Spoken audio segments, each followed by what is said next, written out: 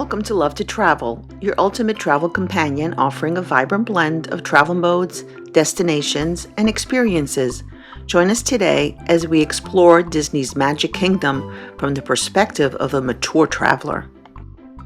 If you still love to visit Disney World in Orlando, Florida, but the kids are all grown up and the high-speed roller coaster rides and thrilling drops are no longer for you, or perhaps you are visiting with family but want to do the more relaxed side of the theme park, then this video is for you.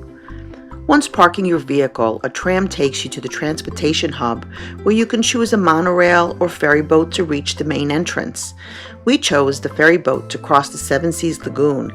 This very scenic ride showcases the Disney's resorts that are located along the lagoon.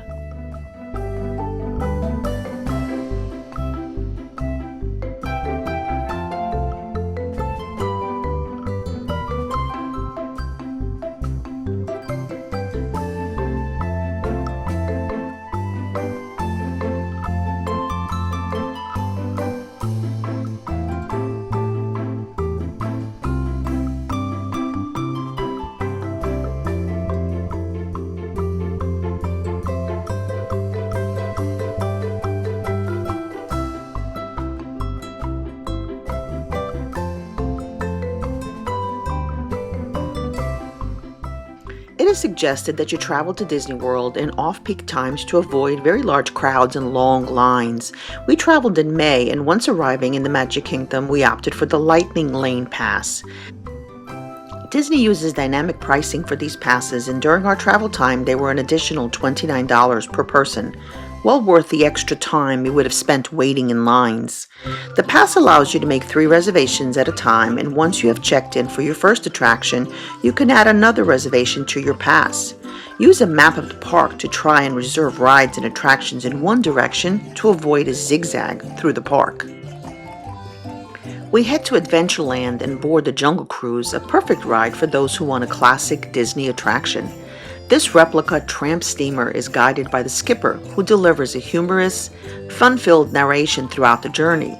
The ride is themed around exploring exotic rivers in Asia, Africa, and South America, with a focus on humor and adventure.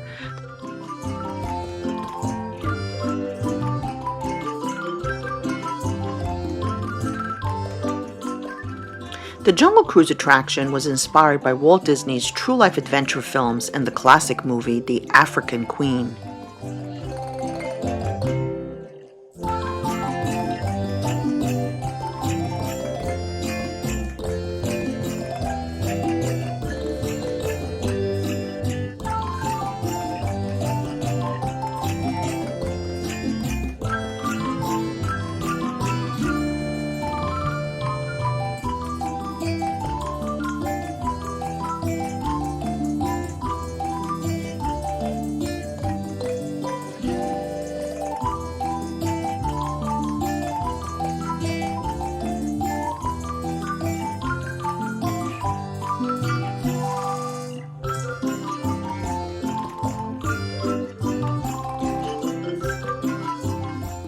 Next, we head to Pirates of the Caribbean. Immersive storytelling, terrific animatronics, special effects, and scenes filled with details await. You'll float past a few scenes of shipwrecks on abandoned beaches before passing through a wall of cool mist to find an eerie skeletal helmsman steering a ghostly ship during horrific storm conditions. You witness a Caribbean fort in battle. The pirates raid the island and celebrate their plunder.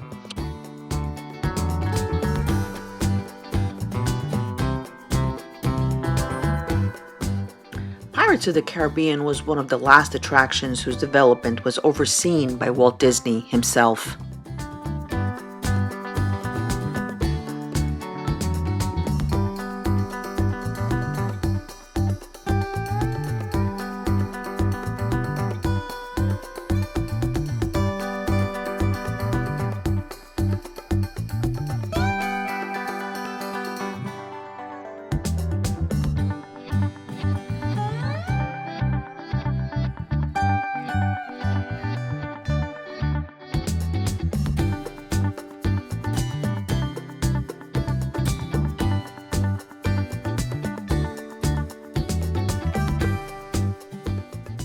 En route to the Haunted Mansion, we stop at the Columbia Harbor House.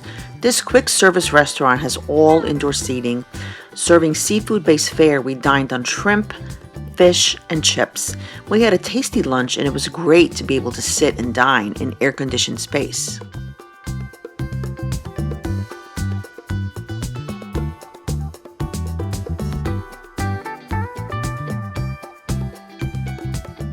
Rising up in the distance, we arrive at the foreboding Haunted Mansion. The mansion is modeled after the Gothic 18th century homes of the Hudson River Valley. We boarded the Doom buggies for our trip through the mansion. We rolled through the piano parlor, the seance room, and the attic.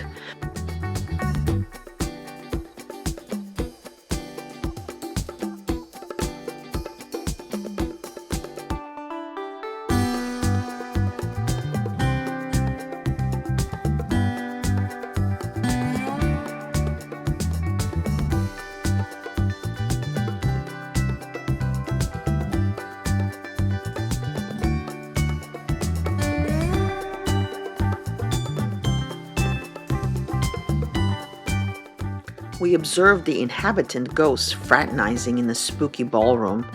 We think the Haunted Mansion is a not-to-be-missed attraction. The special effects, attention to detail, and the atmosphere in the mansion combine to be a spooktacular experience.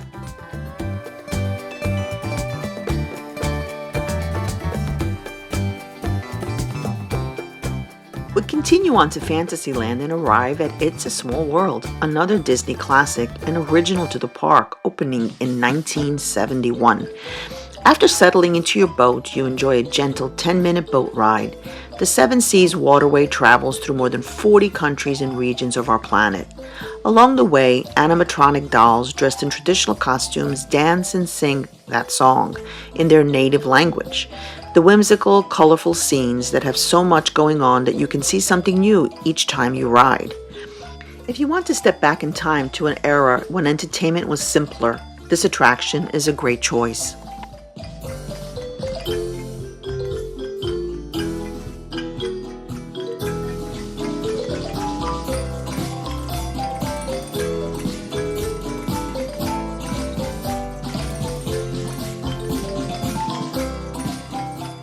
Next, we head to Under the Sea, Journey of the Little Mermaid, a gentle, slow-moving, dark ride that recounts the story of the 1989 classic animated feature, The Little Mermaid.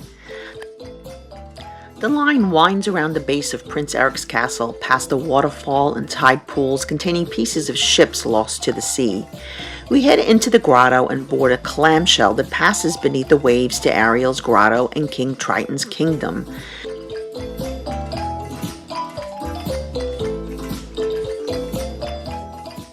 We encounter the evil Ursula and hear Ariel strike a deal to become human. Then your clamshell takes you back to the surface world to watch Ariel meet Prince Eric and ultimately enjoy their happy ending together. Under the Sea, Journey of the Little Mermaid is a fun ride for the whole family.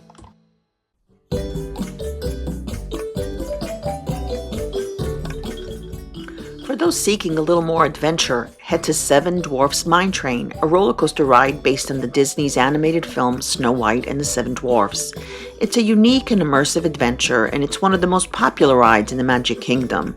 The ride tops speeds at 34 miles per hour, which is on the slow side for a coaster.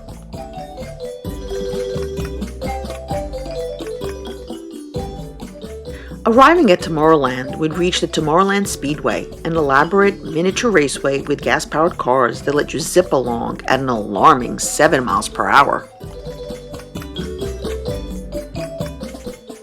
The Mad Tea Party is a teacup spinner ride inspired by the Mad Hatter's birthday party in Disney's 1951 animated classic Alice in Wonderland.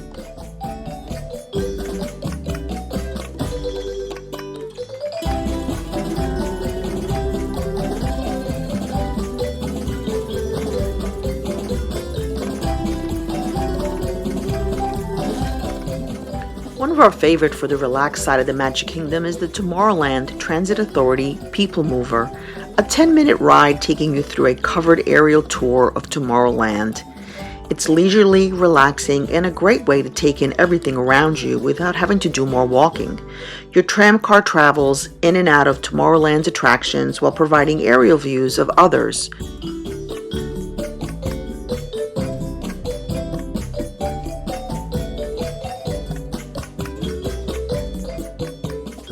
The ride provides terrific views of Cinderella Castle. You travel in the dark through Space Mountain, a roller coaster ride in the dark.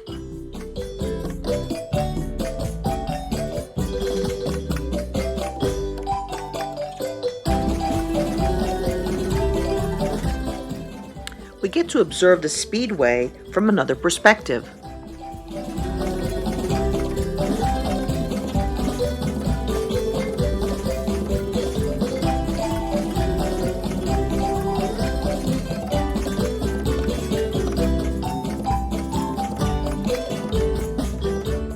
You'll pass Tron Light Cycle Run from a new perspective.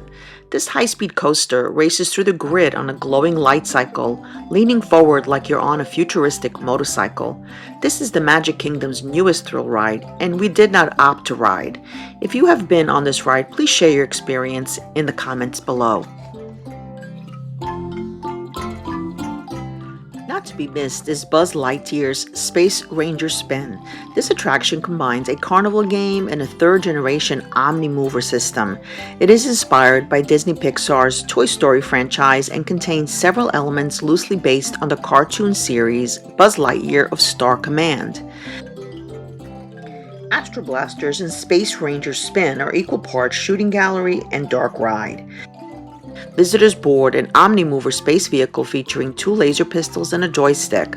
The pistols are used to shoot laser beams at targets of varying point values, which are totaled at the end of the ride.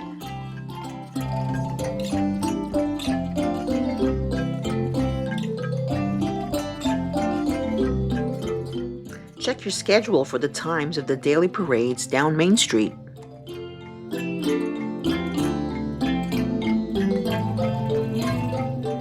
We thoroughly enjoyed our day at the Magic Kingdom. If you consider yourself the mature traveler, please share your experience and suggestions in the comments below. Look for future videos exploring the other Disney World parks. Subscribe and turn on notifications so you never miss out on our latest adventures and travel hacks. Let's fuel our wanderlust together and make every journey unforgettable.